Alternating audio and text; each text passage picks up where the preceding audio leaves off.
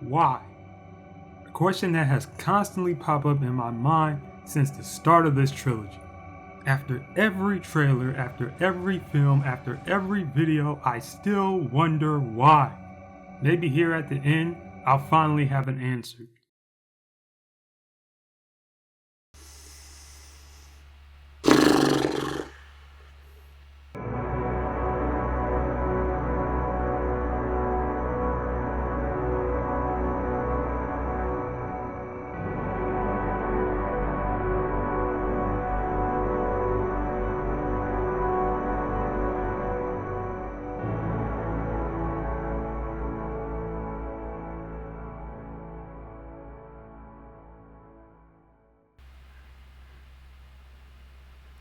Now, it has been a 6-year journey, at least for me. I know the film technically came out last year. 6-year journey from the time this series was announced to the time this final film came out. Those who saw the previous review know that I was not a big fan of the second film. I definitely wasn't a big fan of the first film. Now we're finally here. This is a final film. What do I think? Oh, shit. Here we go again. It was okay. You know, it was all right. You know, nothing to write home about, nothing to really tear down. I would say if I had to give it a rating, I would give it like a 6 to a 6.5 out of 10.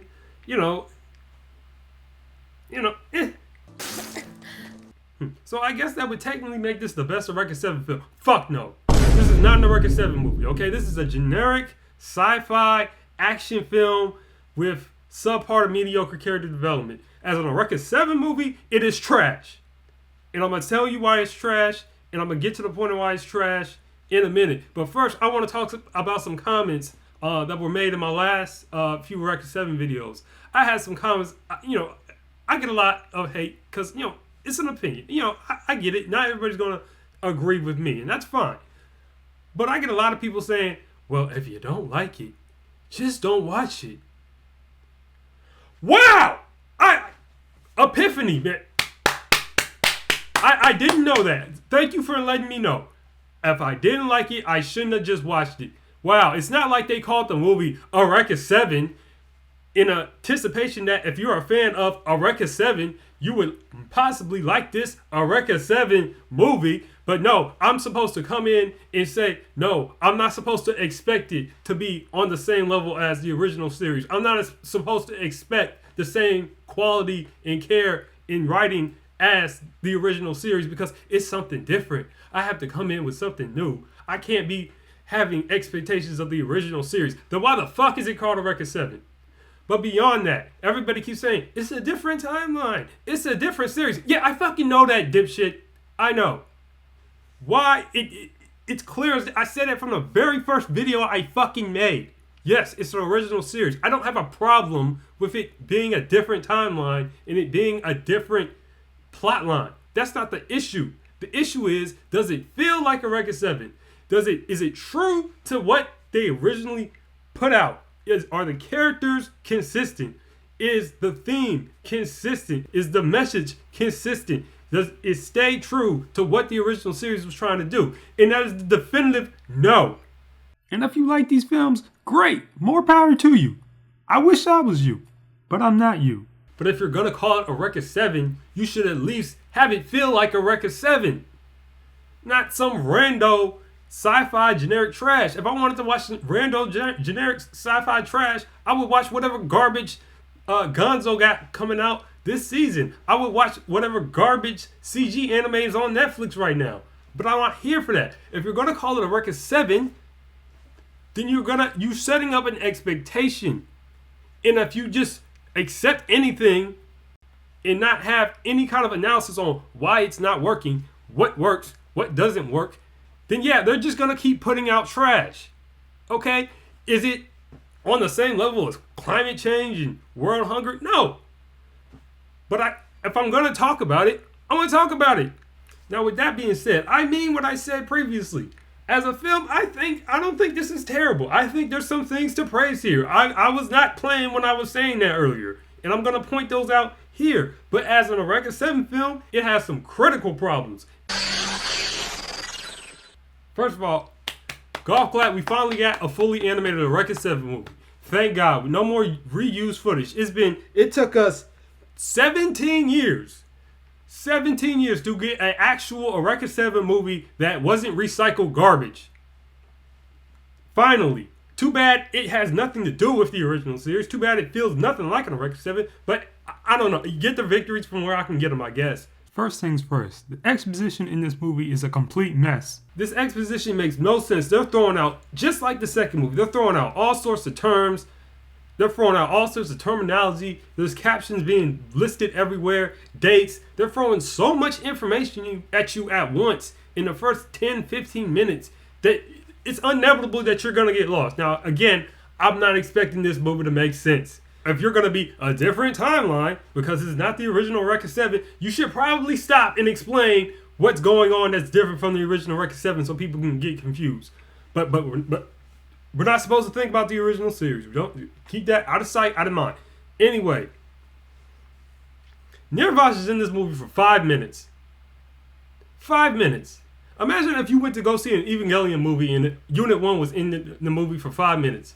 Imagine if you went to see Ultraman and Ultraman is in the movie for 5 minutes. Imagine if you went to see Mobile Suit Gundam and the Gundam is in the movie. Anyway, at least have the main mech in the goddamn show. You put Nirvash at the end of the last movie, making us think that it's gonna come back just to get rid of it in the first 5 minutes of the movie. Why? Now look, I'm glad that this movie is completely new animation, but one, the first thing in New York is way too fucking dark. I cannot tell what the hell is going on. Everything is dark. The mechs are dark. The buildings are dark. I can't tell what the hell's going on. Okay, if you thought the first Pacific Rim movie is bad, the first Pacific Rim movie looks like a goddamn laser show compared to this first scene in this shit. God, I can't tell what the hell was going on. I thought a setting on my computer was wrong with how dark this movie was. I couldn't see a goddamn thing. They find some scrub corals that look like kids' drawings. Okay, this is something new. So we get to the mystery, and then we cut to a record. Now look. When I came into this movie, all I was expecting was a good story centered around a record. That's all I was expecting. That's all I wanted. And for the most part, I will admit, I got it. I got that. It was a good story centered around the character of Eureka. Was she anything like her character in the original show? No. Nope. She's essentially, take Eureka when she was in the SLF, and that's pretty much her character for the whole movie. Nothing about discovering what love is, because apparently she's so in love with Renton, because we're supposed to know that right off the bat, because again, we're not supposed to talk about the original show. The original show is something over there. So as far as we know, she's just in love with Renton. We've never seen any scenes with her and Renton throughout this entire trilogy, outside of her eating him with her fucking arm. Jesus Christ. You make a goddamn love story and you put the damn main couple only in one scene, and that's with her eating him with his goddamn arm. But again, objectively, from a film standpoint, the character of Eureka was solid. Okay, whether you want to recognize it as a new character or not, it was a solid character. And I think from beginning to middle and end, she has a consistent arc. She has a solid foundation. You see her relationships with Fuka at the beginning, going her to a relationship with Iris, going into her trying to equivocate the things that she's done in the past, into the final scene, which plot-wise is pretty fucking dumb. But we'll get to that when we get to that. Another thing I liked her relationship with Fuka. I like the fact that her and Fuka are like, Fuka's our only friend. By Fuka, I mean Anemone, because again, we're not supposed to think about the original series. I like the fact that she calls her Anemone. I think she's the only person that calls her that in the film. And I think they had a touching relationship. They had a great camaraderie. I think the dialogue between the two of them was pretty solid. I think it was one of those few sequences that reminded me of the relationships that you get with Tahoe and Eureka in episode 37, the relationship that you get with Gidget and Eureka in moments later on during the series. So those were things that I liked. I thought the character interaction between Those specifically those three characters, Fuka slash Anemone, Eureka, and Iris. The action scenes. Eureka 7's always been known for dynamic action. Unfortunately, the action in the movie is subpar at best. I found it very dull. I found it very boring. None of the action in the movie impressed me at all. No boomerangs. I mean, not surprised. It's all just blasters and missiles. Like we haven't seen that shit 1,000 times before, but blasters, missiles, the same shit that you've seen in the beginning of Hi-Evolution 1. So, action scenes, I mean, I'm sure some people like them. For me, wasn't particularly impressed. Now, at this point, you see Eureka, she goes down, she goes out, she gets out Iris, she comes back. At this point, we're 20 minutes in. We have not gotten any serious character development. We have not gotten any kind of slow emotion. It's all just been boom, boom, boom, boom, boom, action, blow up this, blow up that, in a series that has little to no character development. But again, this is Eureka 7. We're 20 minutes in. We've gotten no character. We've gotten no characterization. We've gotten no kind of development. We've gotten no goals. It's all medias res. I don't have a problem with medias res, but if you're gonna, you gotta get to explain something at some point. 20 goddamn minutes? Really? Now, serious question. Why the fuck are Rooney and Strumner in this movie? Now, if you don't know who those are, Rooney and Strummer are the two main characters in Eureka 7 video games that were on the PlayStation 2. I don't remember them very well. I'll be very honest. I watched a playthrough of them on YouTube about 10 or so years ago.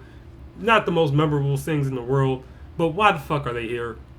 Why the fuck do you have them hanging out with Dewey when they left the military? Again, just characters acting nothing like what they acted in the original show, in no legitimate reason. Just Strummer's in love with Dewey apparently, and I don't know, Strummer's just got to stick up his ass. I don't know. Why?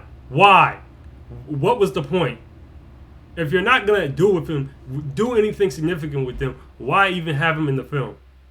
It makes no goddamn sense. Okay, now, Dewey was giving me true flashbacks. Oh my god. Why is he so over the top evil all the time? There were so many times where he's tracking down Eureka, and instead of just stab and being done with it, he throws her across the screen. He kicks her down the steps. There's so many times where Dewey should have just easily taken out Eureka and Iris, and he just didn't. It was a lot of plot-induced stupidity around Dewey.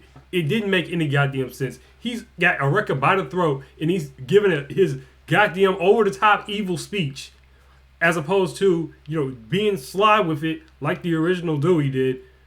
But no, everything's got to be over the top and apparent evil because to hell with subtlety, I guess.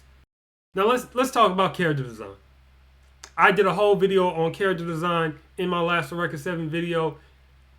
Goddamn, I didn't think it was going to be this bad. Yo, they got Eureka wearing a garter belt. A garter belt. She's a goddamn super spy. Why is she wearing a garter belt? Okay, I would understand. Look, I like Xenoblade 2. Okay, I'm going to be the last person out here to talk about scandalous designs in anime, let alone video games. But it's one thing when you have a scandalous design. It's another thing when you take an established character that was 15 years old. She up here wearing leggings, wearing a garter belt when she's supposed to be a goddamn super soldier on the run. Why is she wearing a garter belt? It makes no goddamn sense. Why? If I was Iris, I would look at her like, what you doing out here with all this ass? Double cheeked up on a Thursday afternoon, hella ass, the sun is still out. We get to the middle section of the film. Anemone and Iris's parents, they split up. Eureka and Iris, they run off. Dewey gets blown up by the crystals. Now again, like I said, I was not going to try to make this movie make sense. But do they even explain his powers? Like, he just had power. I'm assuming he got it from the silver blocks when it exploded in front of him in the first film. But we know why Eureka has her abilities. Why does Truth has his? Never explained it.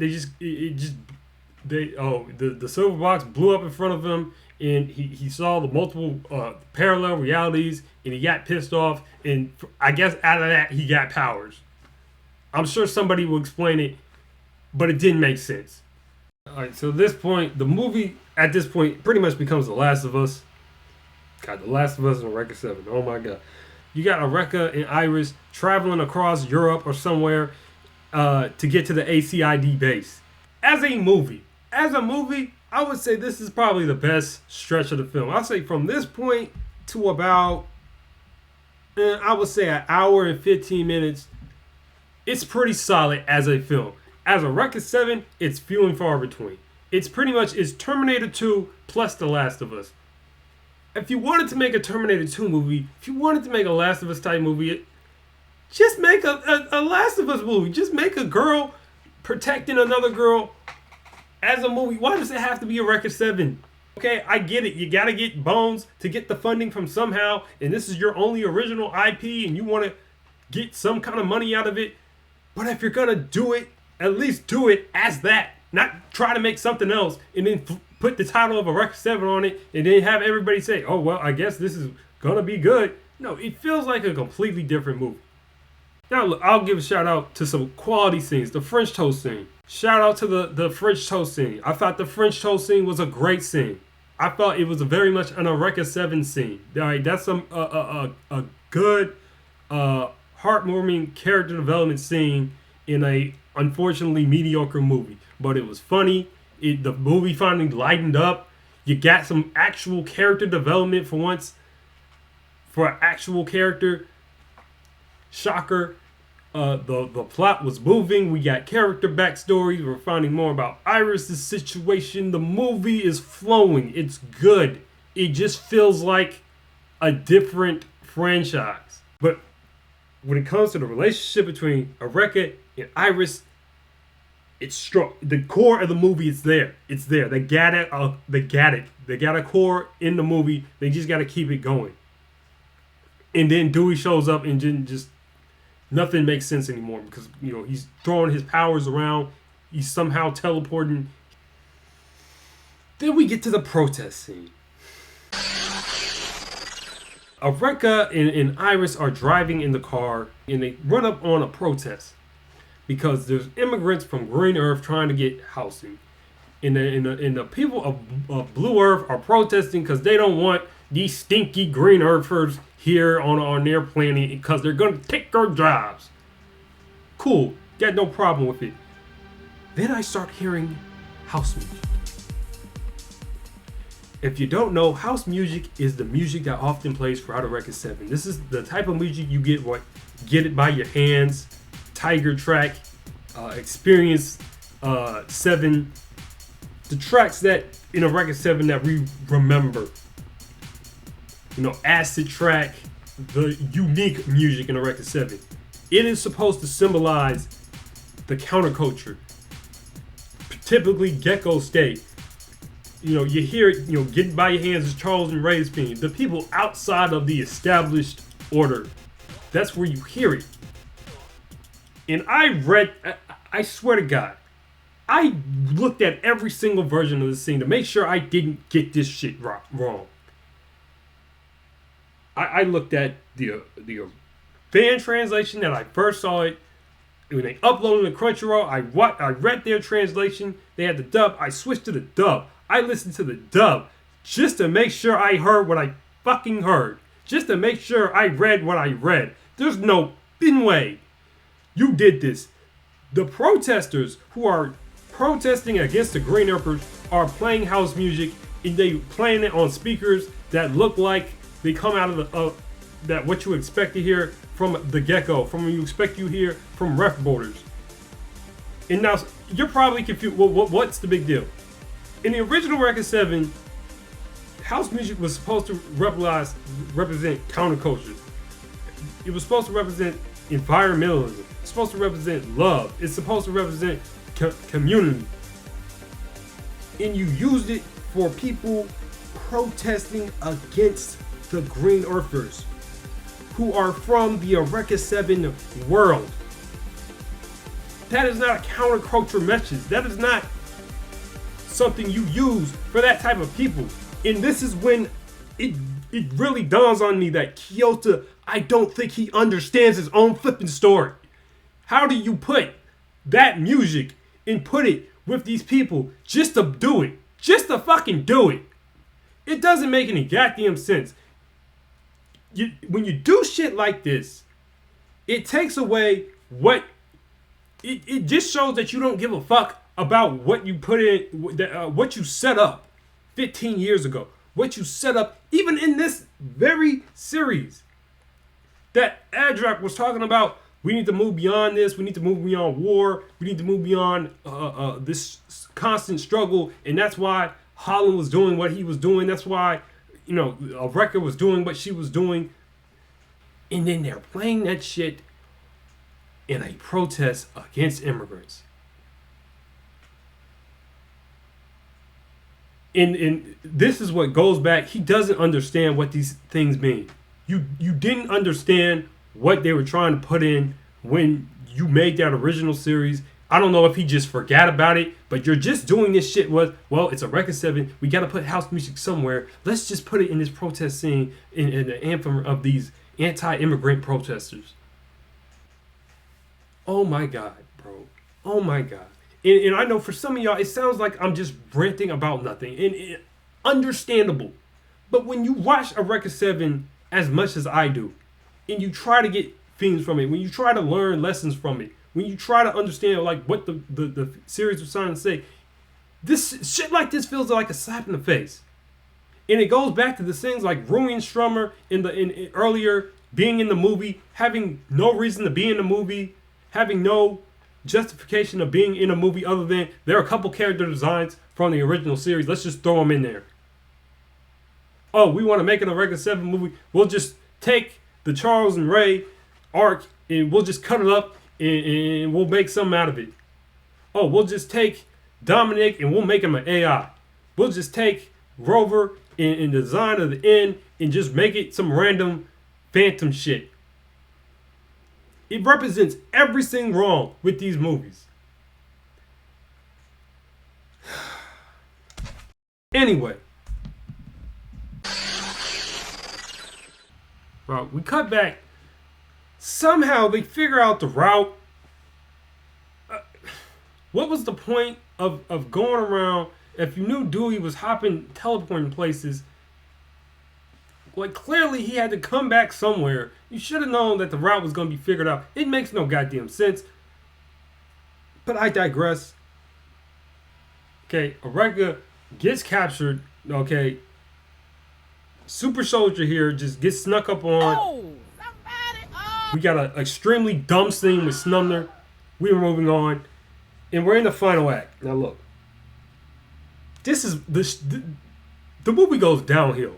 Okay, the shit really hits the fan from this point on. This last hour or so of the movie is pretty fucking bad. It's pretty bad. But stop putting the Super 6 and stuff. Okay, stop putting... You never do anything with them. They're just there to be cute. Okay, you never do anything with them. Even in the original series, you didn't do anything good with them. Stop putting them in stuff. Just stop. They're not interesting characters. You never really do anything interesting with them. Just stop putting them in stuff. They're piloting a Voltron version of the Nirvash that was in the Anemone film that they somehow managed to control. At this point, the Kivis from the beginning of the movie that they built the space station over it starts coming alive. Why did nobody notice this? I don't know. It comes alive. The Super 6 try to fight it. They get taken out. And this is when we get Holland comes in and it gets confronted by Nirvash. And they made Nirvash look like Ultraman. Oh my God. Why? Why? Why? Why can't you just... It looks nothing... It doesn't make sense. It didn't make sense why he sounded like like a gorilla, and had the castle in the sky arms at the end of the second movie. Now he looks like Ultraman. Why? Why? They're just doing shit just to do shit. It doesn't make any... I'm gonna stop. This is where Holland comes in. We get the big, hey, it's Gidget. Hey, it's Moondoggy. If you didn't watch the original series, you probably don't know who the fuck these characters are. But we're not supposed to think about that. We're not supposed to think about that. But, yeah, it was cool seeing Moondoggy. It was cool seeing Gidget. No Matthew. No Hilda. I saw this during Black History Month. Racist. Anyway. And then at this point, the movie just starts dragging it. The movie just starts sitting on plans and operations. You started out the movie throwing out all these terms that you got to figure out. And then now you're in the last third of the movie. And then it's just they're planning, they're strategizing. You got to see what the ACID is doing. You're seeing what Holland and them are doing. You're seeing what doing them are all. And it's like you don't need all this scene of setup. You don't need all this. Like, whatever, all this right here should have been used earlier in the film to clearly explain what the hell's going on. And look, I'm going to be honest. I'm sure somebody's going to come in and explain it to me. Did anybody understand what the fuck Dewey was rambling about in this final sequence?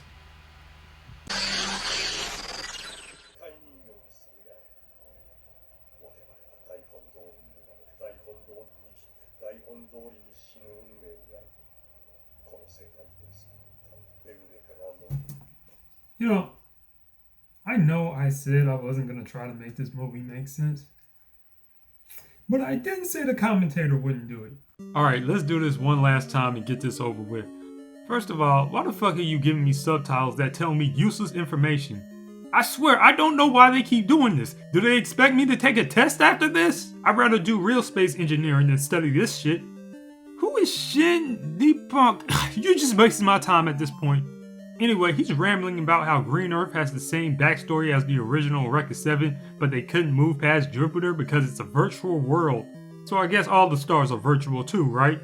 But if the world was just a script by Eureka, why would she allow the ship to even go that far? And you know what really gets to me about this whole 14,000 dream stuff? Based on the end of Hi-Evo 1, Eureka is still a Corellian, making this Eureka the original Eureka, and the one making all the dream worlds, and Blue Earth being the real world. Then how the fuck would she know who Dominic is if he's just an app in the real world? Also, do you remember this dude? Don't worry, I didn't either. This is Endo. He's the military guy who sent for Eureka in AO. But AO is in a different timeline. Not only that, but it's 11,000 years into the past. So how the fuck is this dude still here? How? I need answers, Fuka. How does he have a picture of adult Eureka? How does anyone else not know? You know, maybe the timelines merge. Okay, if that's the case, you know who should be here? Her fucking kids? Seriously, did they fall into a time hole? Does that mean she can just create life anywhere? Or do they have to be based on something from Green Earth? Who wrote this shit? Bro wants to connect the silver box to Iris and make it... What? Wait a minute. Is this even a silver box? There's nothing like this in Hi-Evo 1. Is this even silver box? Whatever. Bro wants to use Iris to create a giant scrub to kill everyone to prove that he and his people are real.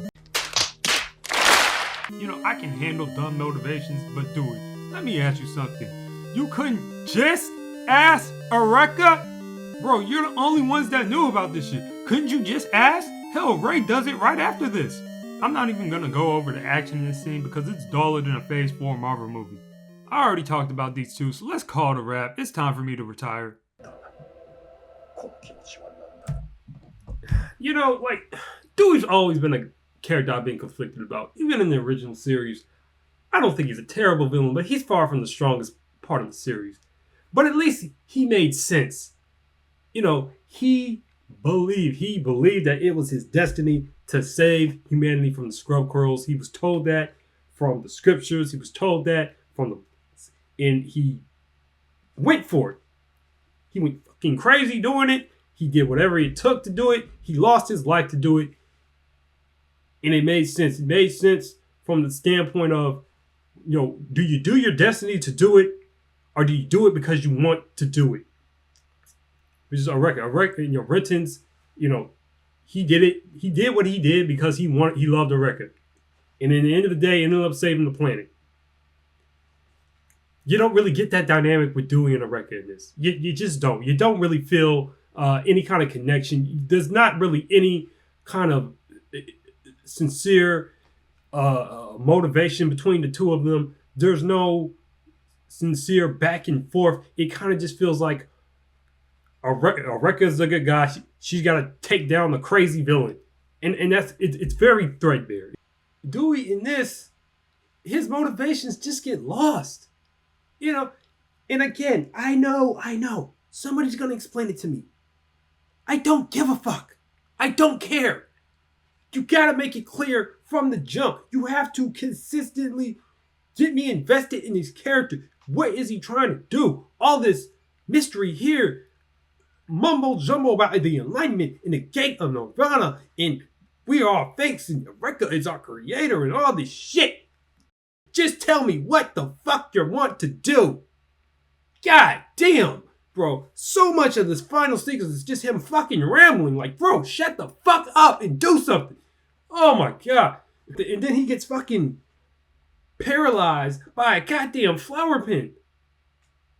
Like, oh my god. Anyway, a record finally comes in, takes out Dewey, saves Iris. We're heading into the real final act now. Now, one thing about, I do like the conclusion with Charles and Ray in the record. I do like that consistency of like, look, I'm going to save you because you're the person I love's mom. And that is a consistent record moment. And that is an Eureka moment. That is something that a record in the original series would do. That is something that this version of Eureka would do. That was a solid scene. That was a solid moment. I thought Charles and Ray were actually pretty good in the movie overall. If I want to talk about original characters that felt like the original characters, they were solid. Okay, they were solid. Not great, solid. Okay, moving on. Iris activates her powers, becomes Eureka, and grows a giant scrub in the middle of the station. And that's the last scene that Iris and Eureka have together. The only consistently good thing throughout this whole movie. Done. Then we get to the finale. Now look. Eureka 7 has always been inspired by Gundam. It has always been inspired. When the Charles and Ray arc is loosely based off the Ramba Rao arc, the situation, Therese, Mater, and Link are based off of Cats, Matter Lats from Mobile Suit Gundam. It's very apparent. They don't even try to hide it. But there's a difference between a homage and just ripping shit the fuck off. This whole ending is just a rip off of Char's counterattack. From the meteor coming down to the LFOs ramming themselves into the space station to the random sacrifices to the ending when Eureka activates the Amida drive, just like Amuro activating the Psycho Friend. It's the exact same. It's the exact same. Except this time you don't have 10 years worth of rivalry between Char and Amuro that's built up in the tragic climax. Instead, you get High-Evolution timeline. Holland gets taken out. It's not my Holland. I don't give a shit. I mean, if it's the original Holland, I would be balling. But Holland's got like 10 minutes of screen time this whole series. You've given me no reason to give a fuck about this dude. I don't know what the hell he was doing at the end of High-Evolution 1. I don't know what he's been doing at the beginning. I don't know why you left the military in High-Evo 1, but in High-Evo 3, all of a sudden you're back in the military again. Like shouldn't the previous higher-ups know what you were doing? I'll let the commentator handle that movie. Okay, so, we got a last clip of Tahoe. Don't see what happens to her after this. And then the final scene. Now look, I'll admit.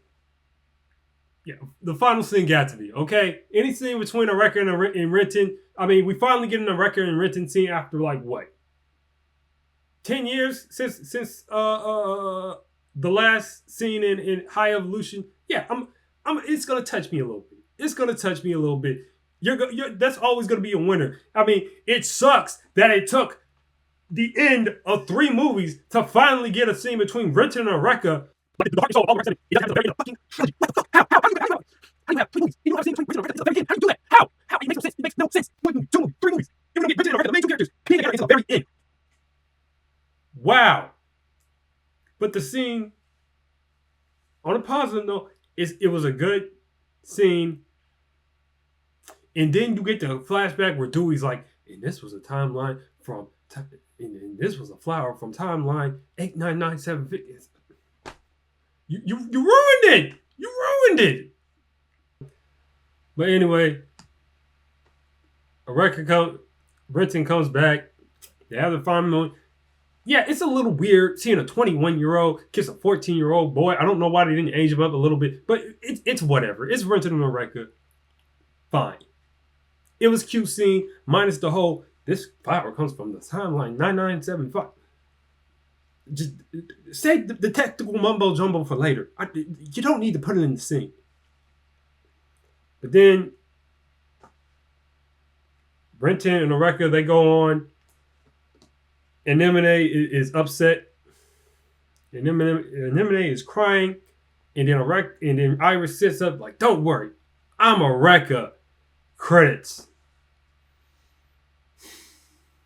Now, when those credits popped up, my first thought was, thank God. Thank God. It's finally over.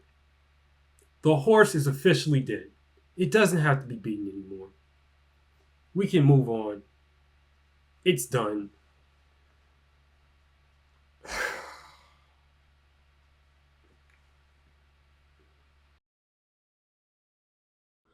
A couple days ago, Thursday night to be exact, we got some surprising news. Bones announced that there will be a film trilogy based on Eureka 7 coming out over the next 3 years. I want to make a fresh new Eureka 7 for customers who do not disappoint those who were influenced by former Eureka 7 and now new customers. There is, a part of me that says like, well, the series is good, just leave it alone. I am excited to see more Eureka 7, even with this, quasi reboot. It looks like they're gonna be using original footage from the show in the movie, and that's one thing that I did not like. And they're seriously gonna air something in the theater with 4:3 footage in 2017, and it looks like they are, and that's crazy to me. But alas, it's Eureka 7, and I have to ask, like, Bones, what the fuck are you doing? When they first announced these movies, they said that they're going to tell the story, and they're going to change the ending, and that's it. Bones obviously has no idea what they want to do with these movies. They just don't. So the twist is just dumb, and it's just a way to kind of like go back and say, hey, yeah, we know none of this shit makes sense. We know none of it makes sense, but here's this way. We're going to make it right with this movie, but this series makes no goddamn sense either. What the fuck is going on with this movie, Kyoto? I don't understand what's going on. Make it make sense, and it's not. They don't want to make it make sense. They want a cash grab. They want money. They don't really care about what's going on, and that just sucks. So it's missing the fundamentals. What you need to understand is that they're working on a project that's not trying to be fundamentally Eureka 7. As I said in my Anemone review, they're not trying to make Eureka 7 movies anymore.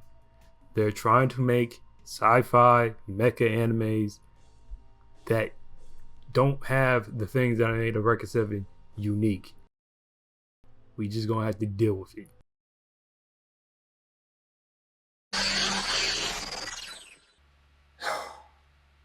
I remember back in 2017 when these films were first announced. The whole community was so excited. I was so excited. I was constantly optimistic. I had even back then. But when that first trailer came out and it had the Experience 7 music, the boom, boom, boom, boom, boom, boom, it was, oh my God, we're gonna get that drop. We're seeing Charles and Ray. It's gonna be just like the original series. Daisato was back. Everybody was so excited. And then this is what we get.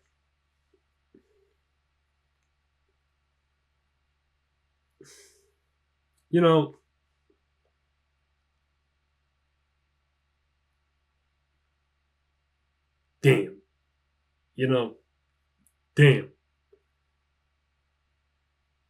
And if I could digress for a minute, the review is pretty much over. Again, 6 out of 10.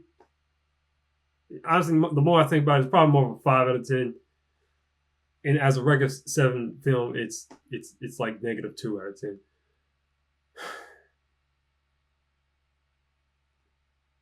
I think if anything that these movies has taught me is that the original Eureka 7 was a miracle. You know, when you look back, you see what Kyoto and Daisato and Taki, the character designer. With original anime, you never know what you're gonna get. You can get a Licorice Recoil, or you can get a Listeners. You never know. And Eureka 7 was one of those, when you look back at what everybody was doing, when you look at what Tomoyuki Kyoto was doing, when you look at what Daisato was doing, you know, it feels like they didn't know what they were going to get. They just came in, they were told by, Bandai, hey, we got this cool idea, we want you to make an anime out of it. And we got what we got. And it was incredible. Every time, I'm getting older. As I'm recording this video, I'm 30 years old now. Every once in a while, I think to myself, I'm 30 goddamn years old. There's no fucking way I can still relate to an anime about a boy falling in love with a goddamn alien. This shit is not gonna hit me the way it used to. And every time I kind of think like every time I go into it, I'm gonna like it less. I'm gonna like it less. It's not gonna hit the same. It's somehow every time I watch it, I ended up taking something new from it. There's something there that I didn't see before. There's a deeper meaning that I didn't see. There's this line of dialogue that I didn't understand for the first time. I ended up taking something different from it every single time. Is it a perfect show? No, it's a perfect show. Is Renton annoying? Yes, Renton does get annoying. Is the pacing slow at points? Yes, the pacing is slow at points. It is by no means a perfect show, and I've been honest about that. But when it hits, it hits. Classic episodes. Episode 26.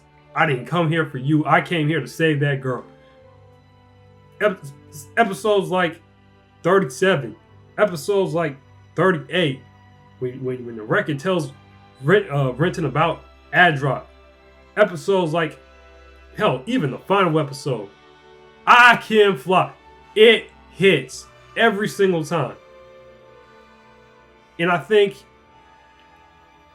stuff like that doesn't come out of nowhere. And magic just comes out of nowhere. And it happened with Eureka 7. And then we got Pocket Full of Rainbows. A little bit less of that magic. You got AO. Barely any of that magic. You get these films. Very hollow. And it's sometimes I think throughout these movies with these Eureka and Iverson, you get a hint. You get a hint of what was in that original series that you love. So you get a hint of that magic. And you think about what's these guys, it's still in there somewhere. And I don't know, maybe it was just buried. Maybe they lost passion. But at the end of the day, for me, I think if I got any worth out of these movies, it was reminding me of that. It was magic. It was a miracle. And that's how I'm always going to remember Eureka 7.